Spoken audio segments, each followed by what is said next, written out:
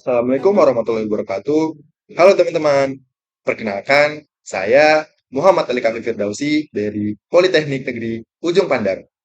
Saya berasal dari Prodi Administrasi Niaga jurusan Administrasi Bisnis, kelas 1B angkatan 2025 dengan NIM 452250049. Oke, jadi pada hari ini kita akan membahas tentang fungsi pengawasan. Ayo, teman-teman tahu nggak sih apa sih fungsi pengawasan itu? Oke, tanpa berlama-lama, kita langsung lihat pokok bahasannya. Oke, sebelum kita masuk ke pokok bahasan, aku punya kata-kata nih buat teman-teman. Ingat ya, buat kawan-kawan pebisnis atau teman-teman pebisnis, ingat, kata-kata tanpa aksi hanyalah ilusi. Jadi, buat teman-teman semua, ayo ambil aksi kalian. Jadi, untuk hari ini, pokok bahasannya itu ada 7. Yang pertama, pengertian, lalu tujuan dan fungsi, langkah-langkah, pendekatan, implementasi, contoh, dan kesimpulan. Oke, kalau begitu, mari kita lanjut ke bagian pengertian. Oke, teman-teman, kita masuk nih ke pembahasan pertama, yaitu apa sih pengawasan itu? Oke, jadi pengawasan itu adalah inti penting dalam suatu proses manajerial. Jadi, pengawasan itu berpengaruh dengan berjalannya suatu organisasi, karena tanpa pengawasan, maka akan banyak kegiatan organisasi yang tidak teratur dan tidak sampai pada tujuan. Itu berdasarkan kata-kata dari Robbins dan Coulter tahun 2018. Oke, sedangkan menurut Griffin tahun 2019, bahwa pengawasan itu adalah pengumpulan data, analisis, serta evaluasi dalam suatu organisasi agar terjadinya atau tersusunnya dan lancarnya sebuah rencana dalam suatu organisasi. Oke, jadi sebenarnya pada intinya pengawasan itu tentang bagaimana sih cara kita melihat suatu kegiatan dalam suatu organisasi sehingga terjadi atau terjalani dengan baik. Karena coba teman-teman bayangin, kalau sesuatu hal atau suatu kerjaan tidak diawasi, pasti hasilnya berantakan kan? Oke, kita lanjut ke materi berikutnya. Oke, teman-teman, kali ini kita udah masuk ke pokok pembahasan yang kedua, yaitu tujuan dan fungsi pengawasan. Oke, teman-teman, apa sih tujuannya dari pengawasan ini? Oke, secara simpelnya, tujuan pengawasan ini adalah mengamati sebuah kegiatan dalam suatu organisasi agar tepat pada tujuannya. Jadi, suatu kegiatan yang telah dirancang dari awal itu bisa dapat mencapai tujuan akhirnya karena diawasi. Coba teman-teman bayangin, kalau tanpa adanya pengawasan, ada beberapa persen kemungkinan bahwa kegiatan tersebut tidak akan bisa mencapai tahap akhir atau tahap finalnya. Oke, selanjutnya apa sih fungsinya? Untuk fungsi dari pengawasan sendiri, teman-teman, yaitu untuk meningkatkan efisiensi, efektivitas dalam sebuah kegiatan. Coba deh, teman-teman bayangin, kalau kalian diawasin terus-menerus, pasti kinerja kalian tetap sama kan dan tetap stabil. Nggak mungkin pas kalian diawasin itu, kalian kayak mengendorkan semangat kerja kalian atau berleha-leha. Jadi ya kurang lebih karena kita diawasi, kita dapat tetap stay dengan apa ya namanya? Intinya kita tetap dapat stay untuk melakukan pekerjaan atau kegiatan kita dengan baik dan benar. Oke, jadi itu dia teman-teman, tujuan dan fungsi dari pengawasan. Selanjutnya, kita lanjut ke bagian ketiga. Oke teman-teman, kita lanjut ke pokok bahasan yang ketiga, yaitu langkah-langkah dalam proses pengawasan. Oke, kalian jangan salah, proses pengawasan juga mempunyai langkah-langkah loh teman-teman. Oke, apa sih langkah-langkahnya? Yang pertama, yaitu kita harus menetapkan atau membuat tolak ukur ataupun standarisasi dalam suatu kegiatan yang lengkap ya teman-teman. Karena dengan lengkapnya tolak ukur atau standarisasi, kita dapat melihat apakah suatu proyek itu telah berjalan dengan baik atau tidak. Oke, langkah yang kedua, kita juga harus melihat kinerja kinerja aktual yang berada di lapangan. Karena dengan hal tersebut kita dapat membandingkan kinerja mereka dengan standarisasi organisasi kita. Oke, selanjutnya langkah yang ketiga, yaitu kita melihat nih teman-teman, dari standarisasi kita dengan kinerja aktual mereka, apakah sudah sesuai.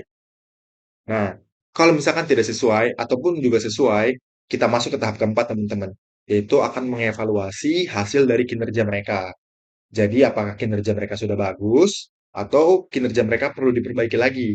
Nah, itulah fungsi atau langkah-langkahnya dari pengawasan teman-teman. Karena dengan dilihatnya mereka, nanti kita bisa bilang nih ke mereka kayak, mohon maaf nih, kerjaan kamu tuh harusnya gini, gini, gini, gini, gini. Nah, dengan begitu kan kita dapat membuat kinerja seseorang jadi baik gitu teman-teman. Oke, itu dia untuk langkah-langkah dalam proses pengawasan. Oke, selanjutnya kita masuk ke pokok bahasan yang keempat, yaitu pendekatan kontemporer. Jadi, dalam sebuah proses pengawasan, kita juga harus melakukan pendekatan teman-teman terhadap karyawan ataupun individu yang berada pada organisasi kita. Oke, yang pertama, kata-kata yang disebutkan oleh Desi dan Rian, atau teori yang disebutkan oleh Desi dan Rian, yaitu pendekatan terhadap sebuah individu harus dilakukan dengan baik dan dengan cara memotivasi agar terciptanya lingkungan kerja yang baik bagi mereka teman-teman. Oke, jadi dengan kita memotivasi individu atau memotivasi karyawan kita, maka mereka akan timbul semangat dalam bekerjanya atau motivasi untuk bekerja lebih baiknya mungkin. Oke, lanjut. Teori yang dikatakan oleh Robbins dan Judge bahwa kita harus melakukan pengenalan atau pendekatan terhadap individu ataupun karyawan yang bekerja kepada kita agar mentalnya stabil, teman-teman. Bukan cuma mental juga sih sebenarnya kayak hawa mereka dalam bekerja itu enak gitu loh. Jadi bagaimana cara agar mereka kerja dengan efektif, efisien, tapi mereka tidak terbebani teman-teman. Jadi menurut Robin dan Judge seperti itu. Intinya tentang mental atau psikis individu deh teman-teman. Oke, jadi itu dua teori tentang pendekatan kontemporer. Oke, next selanjutnya kita masuk ke pokok bahasan yang kelima dulu. Oke teman-teman, kali ini kita udah masuk ke pokok bahasan yang kelima, yaitu implementasi fungsi pengawasan. Apakah susah diimplementasikan? Tentu teman-teman. Jadi pengawasan ini tuh nggak bisa langsung kelihatan hasilnya gitu loh. Nggak bisa, jadi setelah dilakukan langsung kelihatan gitu hasilnya atau dampaknya gitu. Jadi nggak segampang itu teman-teman. Maka dari itu, dalam fungsi pengawasan itu apa ya? Kita harus tetap melakukan monitoring, teman-teman. Jadi bukan cuma hanya tugas manajer loh. Jadi kayak kepala unit atau kepala bidang itu juga harus melakukan pengawasan terlepas dari manajer. Oke, dan juga sebenarnya karyawan tersebut juga sebenarnya harus apa ya? Self monitoring lah istilahnya teman-teman. Jadi harus sadar diri akan kinerja yang dilakukan dalam sebuah organisasi atau perusahaan. Jadi intinya teman-teman, pengimplementasian ini tuh nggak segampang itu loh. Tapi percayalah kalau misalkan kalian melakukan pengawasan dengan baik, dengan pendekatan yang baik, dengan tata cara yang baik, insya Allah tidak menutup kemungkinan bahwa akan terlihat hasil dari pengawasan yang telah kalian lakukan itu, teman-teman. Oke, jadi itu dia jawaban untuk implementasi dari pengawasan itu seperti apa ya? Itu tadi udah saya jelaskan. Oke, lanjut kita ke bab, bukan bab sih sebenarnya, ke slide selanjutnya.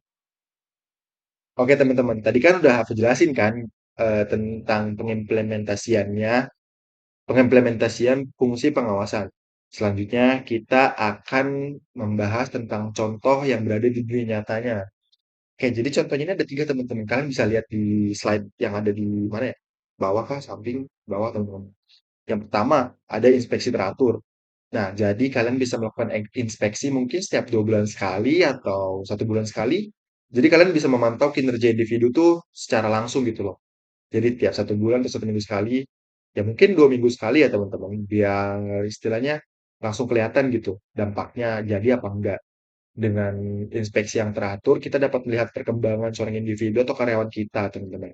Jadi entah itu dia berkembang kah atau makin drop, itu dapat kelihatan dengan cepat, teman-teman. Selanjutnya dengan pemantauan. Beda dengan inspeksi teratur tadi, kalau pemantauan ini tuh kita melihat dari jauh lah istilahnya, kayak kita mantau kinerjanya orang ini gitu loh. Jadi kayak kalau inspeksi teratur kan otomatis kita harus melakukan komunikasi atau melakukan pengawasan terhadap kawasan sekitar individu itu kan. Kayak kita nanya ke temennya kayak kerjanya dia itu gimana sih. Kayak next kalau pemantauan itu kita ngeliatnya dari jauh teman-teman. Kayak kita lihat nih Contoh si A, kita mantau si A gitu loh. Apakah si A kinerjanya ini bagus atau enggak? Oke, itu dia kalau pemantauan. Selanjutnya di diskusi dan evaluasi. Oke, untuk diskusi dan evaluasi ini itu hampir mirip-mirip dengan inspeksi teratur. Cuman ini kita diskusikan langsung terhadap orang yang bersangkutan dan teman-temannya. Jadi kita diskusikan tentang kinerjanya seperti apa, lalu kita evaluasikan nih. Jadi kayak kalau kerjaan kamu kurang tuh kamu harus gini gini gini gini gini gini gini gini gini gini gini gini gini. Intinya gitu teman-teman. Kayak kita harus nyerahin gimana sih caranya dia tetap stay pada tujuan organisasi kita gitu loh. Oke, jadi itu dia contoh-contoh pengawasan di dalam dunia nyata teman-teman. Next, kesimpulan. Ya, teman-teman. Jadi kesimpulan yang saya dapatkan atau bisa saya jelaskan, pengawasan itu sangat penting ya teman-teman dalam sebuah organisasi, apalagi dalam bidang manajerial. Karena tanpa adanya pengawasan, kita tuh nggak bisa mantau gitu loh. Kita tuh nggak dapat 100% yakin bahwa suatu proyek atau suatu kegiatan dalam organisasi itu bisa berjalan sesuai tujuan ataupun cepat sampai tahap akhir atau tahap finishing gitu mungkin.